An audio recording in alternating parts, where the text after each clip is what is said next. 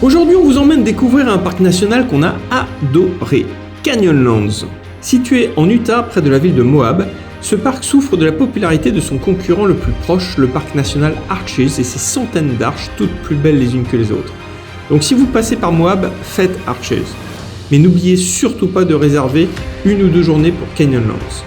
D'ailleurs nous, pour encore mieux en profiter, on a planté nos tentes dans un tout petit camping juste à la sortie du parc.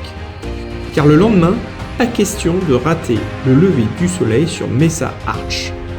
On n'est pas tout seul à avoir eu cette idée, mais bon, je crois que ça se passe de commentaires.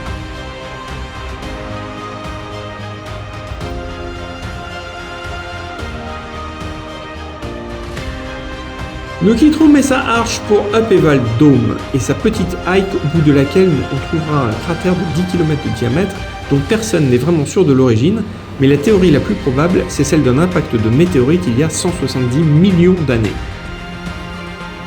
Puis direction Aztec Butte, dont le trail de plus d'1 heure nous emmène grimper une grosse colline rocailleuse pour atteindre une vue spectaculaire sur le parc. La colline voisine, quant à elle, héberge quelques découvertes archéologiques avec ses greniers construits par les Indiens Pueblos. Un peu plus loin, nous arrêterons au Green River Overview.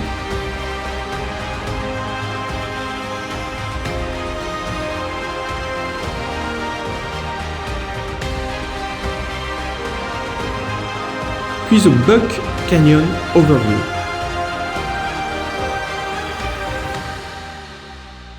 Avant de s'attaquer au trail du Grand View Point, une hike magnifique au bord du canyon qui enchaîne les vues incroyables sur le parc.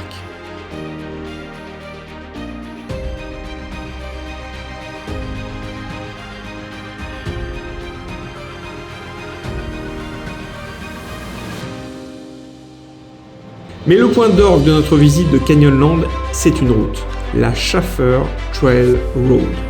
Il faut un permis pour l'emprunter et ne sont acceptés que les véhicules 4x4. Cette route en terre nous conduit tout en bas du canyon et on fait vraiment pas les fiers dans la descente, constamment au bord du précipice. Sujet au vertige, franchement s'abstenir. On roule aussi lentement que l'on peut, mais malgré tout, personne ne bronche dans la voiture. On se demande d'ailleurs ce qu'on fait là. Ce n'est que lorsqu'on croisera un cycliste chargé comme une mule et entamant la remontée que nous réaliserons qu'on n'est finalement pas si mal en voiture. Notre destination est Gooseneck Overlook et son petit chemin menant à Green River. Et la vue au bout du trail ne nous a pas déçus, elle nous rappelle le célébrissime Horseshoe Bend. Magnifique, non ? Nous repartons par où nous sommes venus, toujours pas trop rassurés mais convaincus que l'adrénaline de la route en valait largement la peine. Ainsi s'achèvent nos 2 jours à Canyonlands et franchement, si vous passez à Moab, n'oubliez pas ce parc dans votre programme. Il est temps de partir vers notre prochaine destination, Goblin Valley.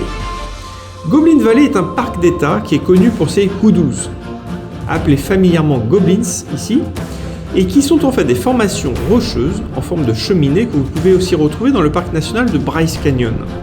Du coup, on a fait une petite balade dans cette vallée couverte de hoodoos. Ambiance un peu lunaire, mais assez sympa.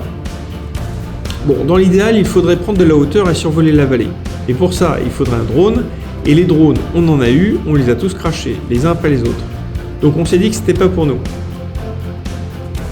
Bon, ceci dit, il n'y a que les idiots qui ne changent pas d'avis.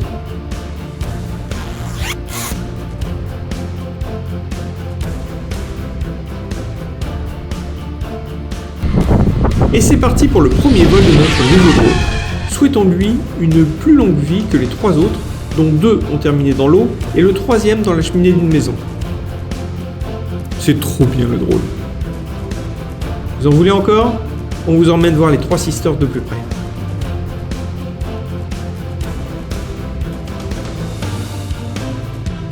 À la sortie du parc se trouve une petite route menant à Little Wild Horse.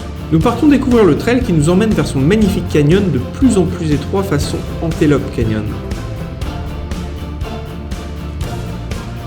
Nous ne ferons pas toute la hike de plus de 8 miles qui fait toute une boucle, mais nous en ferons suffisamment pour être conquis par ce site.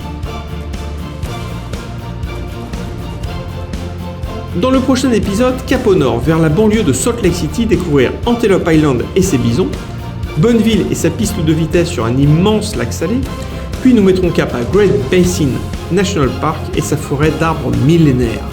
Alors abonnez-vous pour participer à notre aventure et n'hésitez pas à nous faire quelques commentaires, ça nous aide à vous sentir proche de nous. Allez, à très vite les amis!